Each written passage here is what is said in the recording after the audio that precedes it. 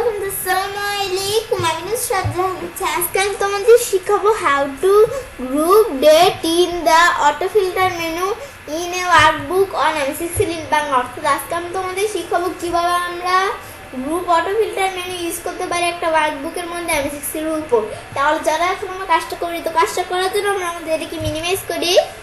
Minimise করার পরে কাজটা করার জন্য এখন আমরা কি করব, তো আমরা আমাদের কাজটা করার জন্য আমরা আমাদের MS Excel ওপেন করি।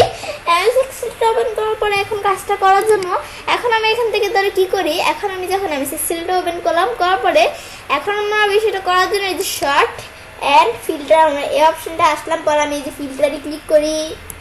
ক্লিক করার পরে এখন আমাদের এখন কি হয়ে গেল, এখন আমরা আমাদের এই ডাটাগুলো ফিল্টার হয়ে গেল।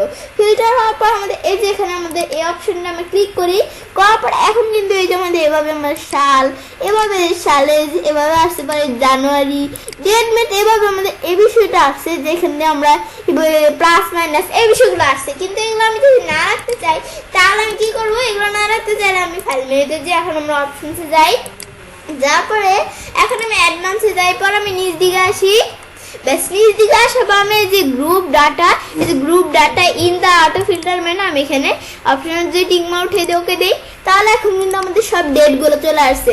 আগে যে ইটিগুলো ছিল, এই যে প্লাস মাইনাস অপশন, আমাদের সাল টাল বিভিন্ন যে অপশনগুলো ছিল না, ওগুলো কিন্তু নাই, এখন ডেট চলে আসছে।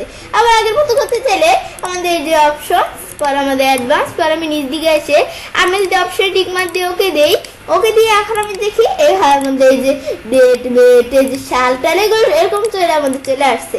বেশ এগুলো বিষয়টা চলে আসছে। বেশ এই বিষয়ে আমি তোমাদের দেখালাম। আবার আমি টিক মার্ক উঠিয়ে দিয়ে আবার কাজটা করবে না, তবে আমি ছেলে কাজটা করতে পারি।